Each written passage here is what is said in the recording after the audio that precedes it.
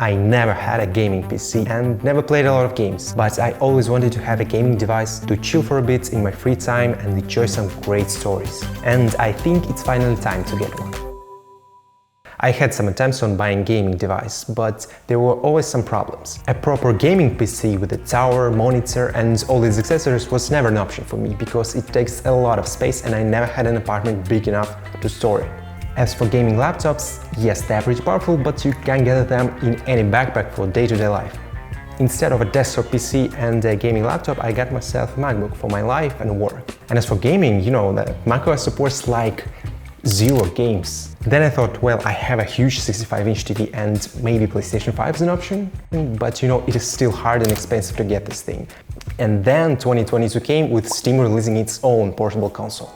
And some months later, I finally bought it, and I felt like my 15-year-old dream came true. And here is some reason why Steam Deck is the best gaming device and a beautiful piece of tech.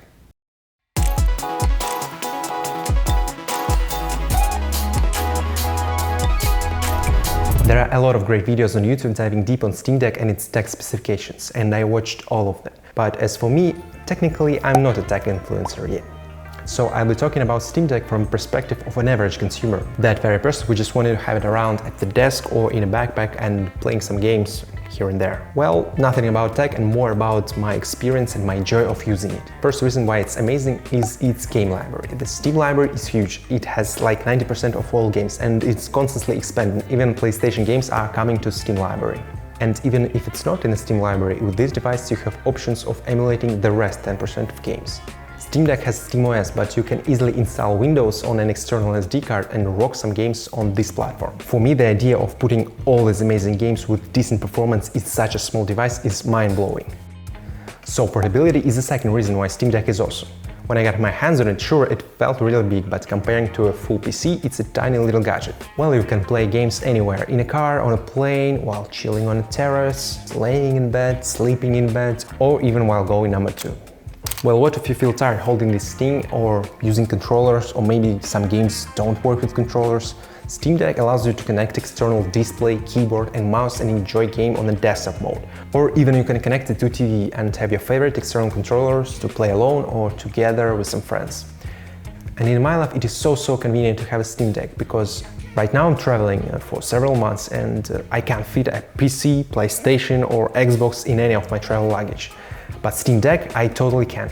And it's amazing, and I think it's a perfect gadget for travelers, remote workers and digital nomads. And the hardware and software capabilities of this thing are amazing. I'm even thinking about this crazy idea of installing Windows on Steam Deck and fully replacing my MacBook with this device. I've been using it for a couple of weeks and damn, this thing feels amazing. The ergonomics of it are near perfect and my hands do not hurt at all.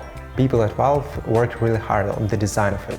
The Steam Deck is well shaped, all the buttons and controllers are placed really good, and my hands are in a perfect grip with Steam Deck.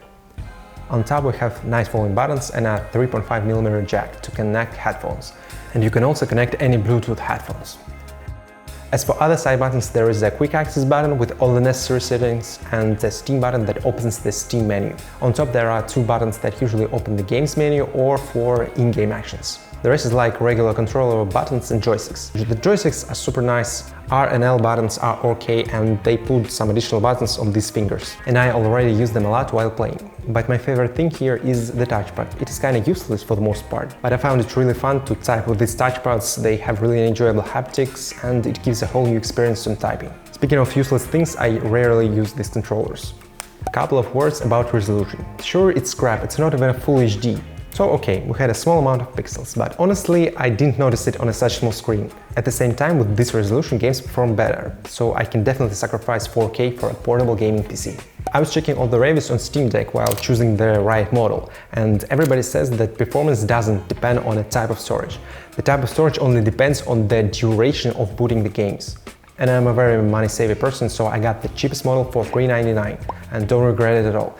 64 gigs is enough for small and old games, and for some AAA stuff I bought an external SD card just for additional $35. Grand Theft Auto 5 works pretty good, no complaints. Well, from the perspective of an average consumer, this device is on my top 3 list of my favorite tech user experience things going after MacBook and iPhone. It is super slick and comfortable to use. It is small comparing to other gaming devices. It supports most of the games you can imagine, and performance is amazing even with AAA games. And if needed, I can connect a bigger monitor, TV and other accessories for any game mode I want. Can't wait to use it more in the next month.